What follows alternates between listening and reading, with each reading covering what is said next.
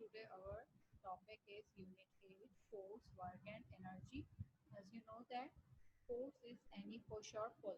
किसी भी चीज़ के push और pull करने पर हम क्या अप्लाई करते हैं? फोर्स. तो फोर्स क्या चीज़ है?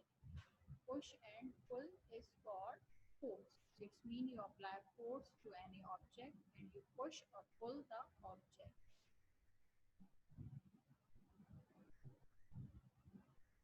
इसकी एग्जाम्पल आप टॉय कार से ले सकते हैं कि टॉय कार पर जब आप अपनी फोर्स अप्लाई करते हैं, अपने हैंड से फोर्स अप्लाई करते हैं तो वो आगे की तरफ जाती है, और जब पीछे की तरफ उस पर फोर्स अप्लाई करते हैं तो वो मूव करती है but in backward direction. If you pull it back it will move again. ठीक है, जब आप उसको बैक साइड पर पुल करेंगे, पुल क्या है? आपकी एक्चुअली फोर्स है जो आप पुल कर रहे हैं कार को, that is force you applied on the car.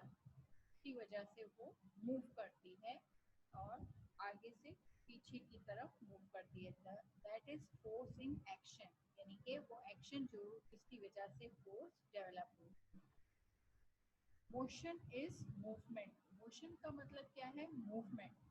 कोई चीज मूव कर रही है तो हम कहते हैं the object is in motion. Object motion में है, क्यों? क्योंकि वो मूव कर रहा है. कार है, फैन है आपका, वो मुस्तकिल मूव करता रहता है. फैन अपनी जगह पर रहते हुए मूव कर रहा है, तो वो क्या शो कर रहा है? मूवमेंट शो कर रहा है.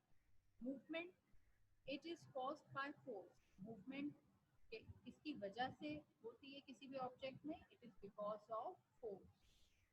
एक मशहूर साइंटिस्ट हैं sir Isaac Newton.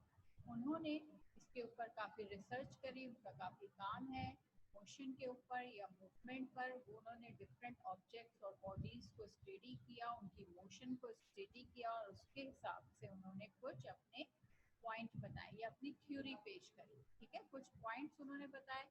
These points are forces make things to move. Force जो है उसका काम होता है चीज़ों को मूव कराना. Force makes thing speed up और स्लो डाउन. फोर्स जो है वो ऑब्जेक्ट्स को, चीज़ों को स्पीड अप करती है या फिर उनको स्लो डाउन करती है.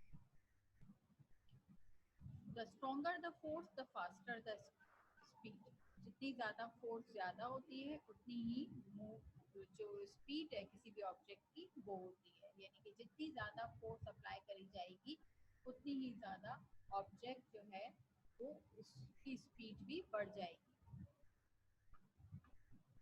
इसकी एग्जाम्पल आप अपने बैट और बॉल से ले सकते हैं. अगर आप बैट से बॉल को हिट करते हैं तो जितनी ज़्यादा फोर्स आप अप्लाई करते हैं बॉल उतनी ही ज़्यादा दूर जाती है. ठीक है, यानी कि it depends on totally force.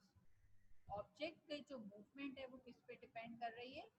Force पर. जितनी ज़्यादा फोर्स होगी उतना ही ज़्यादा ऑब्जेक्ट जो है वो मूव करेगा या उतनी ज़्यादा ताकत से मूव करेगा. उसकी स्पीड भी डिपेंड करेगी फोर्स के ऊपर. Force and work. आपने देखा होगा कि अगर आप किसी ऑब्जेक्ट के ऊपर फोर्स अप्लाई करते हैं और उस फोर्स की वजह से वो ऑब्जेक्ट मूव करता है तो हम कहते हैं कि इस ऑब्जेक्ट ने वर्क किया. ठीक है, वर्क क्या है? Work is when a force is applied to an object and move that object. किसी ऑब्जेक्ट के ऊपर फोर्स अप्लाई करी जाए और उस फोर्स की वजह से वो ऑब्जेक्ट मूव कर जाए या मूव करता है तो हम कहते हैं कि उस जगह पर उस ऑब्जेक्ट के ऊपर वर्क हुआ है. ठीक है, वर्क करने की डेफिनेशन ये है कि वर्क किसी भी ऑब्जेक्ट पर जब होता है जब वो ऑब्जेक्ट कुछ किसी भी किस्म की कोई मूवमेंट शो करे. For example, if you sit at a computer and look at the screen you are not doing work. अगर आप कंप्यूटर के सामने बैठकर सिर्फ उसको देख रहे हैं तो आप क्या कर रहे हैं? You are not doing any work. आप कोई काम नहीं कर रहे हैं. काम आप कब करेंगे? जब आप उसके ऊपर टाइपिंग कर रहे हैं, किसी भी किस्म की टाइपिंग कर रहे हैं. आप अपनी फिंगर टिप्स के जरिए से फोर्स अप्लाई कर रहे हैं कीपैड के ऊपर और जिसकी वजह से आपको कुछ वर्ड्स लिखे हुए नजर आ रहे हैं स्क्रीन पर. That's mean you have done a work. आपने वर्क किया है. इसका मतलब क्या है कि आप वर्क कर रहे हैं. ठीक है, वर्क होता हुआ वहां पर नजर आएगा. कुछ काम जो हैं वो ह्यूमंस के करने के लिए मुश्किल होते हैं. It is hard to done by humans, ठीक है, हैवियर वर्क होते हैं, उनको करना थोड़ा मुश्किल होता है। उसके लिए इंसान ने कुछ टूल्स या मशीन्स बनाई हैं ताकि वो उसके काम को आसान कर सके, ठीक है। अपने काम को आसान करने के लिए इंसान ने कुछ मशीन्स या टूल्स बनाई ताकि उसके काम को वो आसान कर सकें। जैसे कि हैवी लोड है, हैवी लोड को एक जगह से दूसरी जगह लिफ्ट करना मुश्किल है इंसान के लिए, लेकिन अगर उसके लिए वो लिफ्टर यूज कर रहा है, ठीक है, किसी भी टाइप का लिफ्टर है जिसके जरिए वो सामान को एक जगह से दूसरी जगह पहुंचा रहा है या उस हैवी लोड को एक जगह से दूसरी जगह पहुंचा रहा है, तो ये उसके लिए ज्यादा आसान है उसको लिफ्ट करना एज कम्पेयर कि वो उसको कैसे अपने हाथों से की हेल्प से उसको उठाने की कोशिश करे। यानी कि जो फोर्स वो अपने हाथों की मदद से लगाएगा वो फोर्स इतनी ज्यादा नहीं होगी कि वो उसको इजीली हैंडल कर सके एज कम्पेयर वो उसके लिए कोई मशीन यूज कर रहा है, कोई लिफ्टर यूज कर रहा है, तो लिफ्टर उसके लिए ज्यादा आसान है कि वो उस हैवी ऑब्जेक्ट को एक जगह से दूसरी जगह मूव करवा सके। Some tools and machines make it easier to cut through object। कुछ टूल्स और मशीन्स ऐसी होती हैं जो कि हेल्प कर रही होती हैं चीजों को कट करने के लिए, ठीक है। उनको हाथ से कट करना मुश्किल है ह्यूमंस के लिए। जैसे कि लकड़ी है, लकड़ी को आप क्या हाथ से काट सकते हैं? No, it is tough for you. तो आसानी क्या है, उसके लिए कोई मशीन या कोई टूल यूज किया जाए, दैट इज एक्स। एक्स या आरा आप यूज करते हैं ताकि आप वुड को की कटिंग कर सकें। इसी तरीके से आप बहुत सारी चीज़ों को की कटिंग के लिए कुछ ना कोई टूल या कोई मशीन यूज करते हैं। जैसे कि आप यूज कर रहे हैं नाइफ यूज कर रहे हैं, एक्स यूज कर रहे हैं, या कोई कटर, कोई ब्लेड, कोई इस तरीके की चीज जिससे कि आप चीजों को कट कर सकते हैं, ठीक है।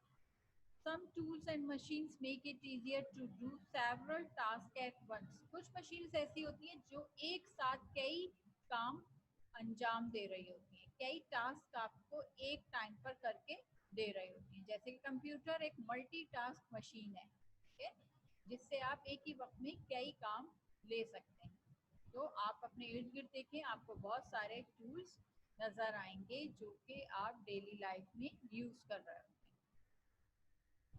Work and energy. अब हम दूसरा टॉपिक दे हैं हमारा, that is work and energy. Energy is what is used to do work और मेक समथिंग चेंज। एनर्जी जो है वो किसी भी ऑब्जेक्ट पर जब अप्लाई होती है तो वो ऑब्जेक्ट क्या करता है, वर्क कर रहा होता है। यानी कि उसमें किसी भी किस्म का चेंज जो है वो वर्क कहलाएगा। किसी भी ऑब्जेक्ट पर एनर्जी अप्लाई करके या फोर्स अप्लाई करके उसमें किसी भी किस्म का चेंज आ रहा है या वो कोई काम कर रहा है, दैट मीन कि वहां पर क्या चीज अप्लाई हो रही है, एनर्जी अप्लाई हो रही है। There are many types of energy. कई टाइप्स हैं एनर्जी की, ठीक है। उनमें है chemical energy, electrical energy, gravitational energy and heat energy. सबसे पहले हम एग्जांपल लेते हैं केमिकल एनर्जी। केमिकल एनर्जी के अंदर जो एनर्जी है वो केमिकल्स के अंदर स्टोर होती है, और जब कभी भी वो एनर्जी वहां से रिलीज होती है, किस वजह से रिलीज होती है, जब कभी उन केमिकल में कोई रिएक्शन होता है जिसके नतीजे में वहां से एनर्जी रिलीज होती है और उसके साथ हीट भी प्रोड्यूस होती है, ठीक है। ये रिएक्शन जो है अमूमन हीट की वजह से डेवलप होते हैं, या इनको कंप्लीट करने के लिए इन रिएक्शंस को हीट रिक्वायर्ड होती है।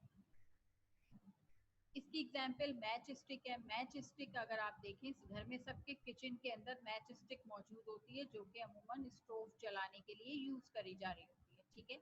मैच स्टिक को अगर आप देखें तो इसकी टिप के ऊपर क्या लगा हुआ होता है, केमिकल, ठीक है। उस केमिकल को आप, जो उसके बॉक्स के ऊपर केमिकल लगा हुआ होता है, उन दोनों को जब एक दूसरे के साथ रब करते हैं, ठीक है, तो क्या होता है, वो बर्न होती है। वो स्टिक क्या होती है, बर्न होती है। मैच स्टिक जब कभी भी रब करते हैं एक दूसरे के साथ तो वो बर्न होती है, और बर्निंग के नतीजे में जो केमिकल लगा हुआ होता है वो केमिकल एनर्जी प्रोड्यूस करता है। कौन सी टाइप की एनर्जी प्रोड्यूस हो रही है, टू टाइप्स की। एक तो हीट एनर्जी, यानी कि उसमें से हीट एनर्जी प्रोड्यूस हो रही है, and other one is light energy.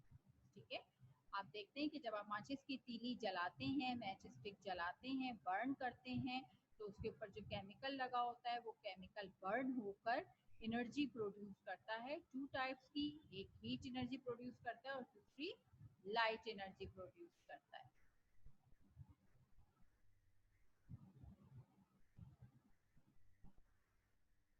Electrical energy, other type of energy is electrical energy.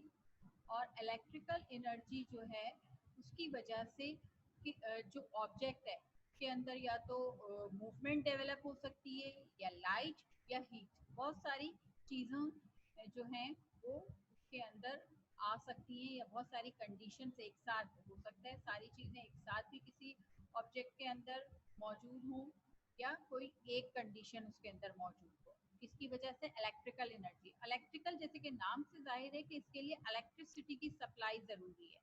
जब तक किसी भी ऑब्जेक्ट को या टूल को जब तक इलेक्ट्रिसिटी सप्लाई नहीं करी जाएगी वो वर्क नहीं कर सकता। तो इलेक्ट्रिकल एनर्जी वो एनर्जी है जिसके लिए इलेक्ट्रिसिटी उस टूल को प्रोवाइड करी जाएगी, और इस इलेक्ट्रिकल एनर्जी की हेल्प से जो है वो टूल अपना वर्क करेगा। कोई भी टूल है, यहाँ पर आपको डायग्राम में आपको क्या एक ड्रिलिंग मशीन दिखाई गई है। ये ड्रिलिंग मशीन क्या करती है? ये दीवार में या वॉल के अंदर ड्रिल करती है, होल करती है। ठीक है, तो ये होल करने के लिए, उसको ड्रिल करने के लिए सबसे पहले जो चीज रिक्वायर्ड होती है दैट इज इलेक्ट्रिकल एनर्जी। इस इलेक्ट्रिकल एनर्जी के नतीजे में उसके जो नॉब है, या आप कह सकते हैं जो उसके अंदर इंस्ट्रूमेंट लगा हुआ है पॉइंटेड, वो क्या होता है? मूव करना शुरू करता है, और जैसे जैसे वो मूव करता जाता है वो होल बनाता है वॉल के अंदर। ठीक है, इसके साथ एक बहुत ज़्यादा हैवी या ह्यूज टाइप की साउंड भी प्रोड्यूस हो रही होती है। ठीक है, तो दो किस्म की चीज़ें बन रही होती हैं, यानी कि एक तो वो मोशन डेवलप हो रही है, वो जो उसकी नॉब है वो स्पाइरल मूव कर रही है, मोशन हो रही है उसके अंदर, ये मूव कर रही है वो, और दूसरे वो बहुत ज़्यादा साउंड प्रोड्यूस कर रही है। तो आपके घर में बहुत सारे इलेक्ट्रिकल अप्लायंसेस हैं जो कि इलेक्ट्रिसिटी की हेल्प से जो है अपना वर्क करते हैं। जो भी उनका वर्क है, ग्राइंडर, जूसर, और आपका चॉपर है, आपका फ्रिज है, फैन है, लाइट है, all these are electrical appliances जो कि इलेक्ट्रिकल एनर्जी की हेल्प से वर्क करते हैं। The other one is gravitational energy. Gravitational energy is motion that is caused by gravity. ये एक ऐसी एनर्जी है जो कि ग्रेविटी की वजह से प्रोड्यूस होती है। ग्रेविटी क्या है? आपको पता है कि कोई भी दो ऑब्जेक्ट एक दूसरे को अपनी तरफ खींचते हैं, पुल करते हैं। कोई भी दो ऑब्जेक्ट हो वो एक दूसरे को अपनी तरफ क्या करने की कोशिश करते हैं? पुल करने की कोशिश करते हैं। और किसकी रीजन से? उसके बिहाइंड क्या चीज है? That is the force of gravity. ठीक है, तो ग्रेविटी जो है उसकी वजह से तमाम चीजें जो है वो एक दूसरे की वो अट्रैक्ट करती हैं, खींचने की कोशिश करती हैं। इसके अलावा एक और आप इस तरीके से समझ सकते हैं कि हमारी अर्थ के ऊपर ग्रेविटी मौजूद है, और इस ग्रेविटी की वजह से तमाम चीजें जो हैं वो डाउनवर्ड डायरेक्शन में मूव करती हैं। ठीक है, और इस ग्रेविटी की वजह से ही जो चीजें हैं वो अपनी जगह पर कायम रहती हैं, होल्ड करने में उनको हेल्प करती है। ठीक, ग्रेविटेशनल एनर्जी की वजह से जो है वो आप किसी भी ऑब्जेक्ट के अंदर मोशन प्रोड्यूस कर सकते हैं। Water released from a height creates energy when it falls. This is how energy is created in dams. आपने दरियाओं के ऊपर डैम बने हुए देखे होंगे। डैम क्या होता है? एक ऐसे गेट लगा दिए जाते हैं जिससे पानी को रोक दिया जाता है। उसके बाद उस पानी को वो गेट खोलकर तेजी के साथ वहां से गिराया जाता है। जब वो पानी ऊंचाई से, जितनी ज्यादा हाइट से ऊंचाई से वो पानी गिरता है उतनी ज्यादा उस पानी के अंदर क्या होती है? एनर्जी होती है। वो एनर्जी जब वो रिलीज करता है तो वो बहुत सारे काम आती है, यानी कि उससे इलेक्ट्रिसिटी भी प्रोड्यूस करी जा सकती है और भी कई काम उससे लिए जा सकते हैं। तो ये एनर्जी जो है वो कहाँ पर यूज होती है? वाटर की एनर्जी, वाटर से उसको उसको हाइट से गिराकर वो नीचे पानी गिरता क्यों है? Because of gravitational energy, gravity की वजह से ही वो पानी ऊंचाई से नीचे की तरफ फॉल होता है, गिरता है। और इस गिरते हुए पानी के अंदर क्या छुपी हुई होती है? एनर्जी, जो कि इलेक्ट्रिसिटी बनाने के काम आती है। The other type of energy is heat energy. Heat energy को जो है हम थर्मल एनर्जी भी कहते हैं। इट कम्स फ्रॉम बर्निंग, जब कोई चीज़ बर्न होती है, किसी भी किस्म का कोई भी फ्यूल बर्न होता है, चाहे वो वुड हो, कोल हो, गैस हो या ऑयल हो, जब वो बर्न होता है तो उसकी वजह से हीट प्रोड्यूस होती है। हीट प्रोड्यूस होने के साथ वो लाइट भी प्रोड्यूस करता है। ठीक है, तो दोनों किस्म की एनर्जी जो है वो हीट एनर्जी में प्रोड्यूस होती है, यानी कि हीट एनर्जी जो है उसको थर्मल एनर्जी भी कहा जाता है। और ये हीट एनर्जी हमें कहाँ से अवेलेबल होती है? जब कभी भी हम कोई भी फ्यूल बर्न करते हैं तो हमें हीट एनर्जी मिलती है। फ्यूल क्या है? वुड, कोल, गैस और oil are the fuels. whenever these fuels burn, heat energy is produced. Heat energy को हम अपने घरों में, अपने किचन में खाना पकाने में भी इस्तेमाल करते हैं। ठीक है, तो बहुत सारे पर्पसेस हैं हीट एनर्जी के। फॉर्म्स ऑफ एनर्जी, अभी जो आपने ऊपर 4 टाइप्स पढ़ी, दीज आर द टाइप्स। ठीक है, आप 4 टाइप्स आपने पढ़ी। कौन कौन सी? Chemical energy, gravitational energy, heat energy and electrical energy. ठीक है, ये 4 टाइप्स आपने पढ़ी। अब है forms of energy. Energy comes in 2 forms, these are potential energy and kinetic energy. दो फॉर्म्स हैं एनर्जी की, एक कहलाती है पोटेंशियल एनर्जी और दूसरी कहलाती है kinetic energy. Potential energy is energy that is stored and not being used. वो एनर्जी जो कि किसी भी ऑब्जेक्ट के अंदर स्टोर हो और इस्तेमाल ना हुई हो जब तक, वो कहलाती है पोटेंशियल एनर्जी। ठीक है, for example, petrol in a car has potential energy when the car is turned of. जब तक कार टर्न्ड ऑफ रहती है, यानी कि जब तक आपने उसको चलाया नहीं होता, उसका स्विच ऑन नहीं किया होता, तब तक पेट्रोल उसके अंदर मौजूद है, in the form of potential energy की फॉर्म में मौजूद है, लेकिन अभी वो इस्तेमाल नहीं हुआ। ठीक है, तो पोटेंशियल एनर्जी को आप छुपी हुई एनर्जी भी कह सकते हैं, या वो एनर्जी जो कि किसी ऑब्जेक्ट के अंदर मौजूद है लेकिन उस ऑब्जेक्ट में अभी उसका इस्तेमाल नहीं किया हुआ है, सिर्फ उस ये पोटेंशियल एनर्जी अभी उस ऑब्जेक्ट के अंदर क्या है? स्टोर है। Kinetic energy is energy that has been released, और जब वो एनर्जी रिलीज हो जाएगी तब वो फॉर्म क्या कहलाएगी? उसकी काइनेटिक एनर्जी। और काइनेटिक एनर्जी की वजह से जो है ऑब्जेक्ट मूव करता है। जब आप कार को टर्न ऑन करते हैं तो पेट्रोल जो कार के अंदर मौजूद था पोटेंशियल एनर्जी की फॉर्म में, अब वो क्या होगा? वो बर्न होगा। बर्न होकर वो हीट प्रोड्यूस करेगा और कार को मूव करने में हेल्प करेगा। ठीक है, कार आपके बगैर पेट्रोल के मूव करती है? नहीं करती ना। तो जब कार मूव करने लगे तो इट्स मीन अब जो फॉर्म है वो एनर्जी की, वो क्या कहलाएगी? Kinetic energy.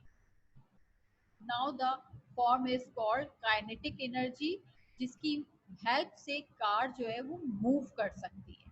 तो पोटेंशियल एनर्जी क्या है? वो एनर्जी जो कि स्टोर है, जबकि काइनेटिक एनर्जी वो एनर्जी है जो कि रिलीज हो गई, इस्तेमाल हो गई और अब उसकी वजह से कार मूव कर रही है, या कोई भी ऑब्जेक्ट है, जरूरी नहीं है कार की बात करें। यहाँ हमने क्योंकि कार की एग्जाम्पल ली थी तो मैंने आपको बताया कि कार मूव कर रही है, इट्स मीन कि काइनेटिक एनर्जी अपना वर्क कर रही है। जबकि पोटेंशियल एनर्जी जो है वो स्टोर फॉर्म में होती है, और जब तक ऑब्जेक्ट मूव नहीं कर रहा उसके अंदर पोटेंशियल एनर्जी है, और जब ऑब्जेक्ट मूव करने लगे दैट्स मीन उसके अंदर काइनेटिक एनर्जी मौजूद है।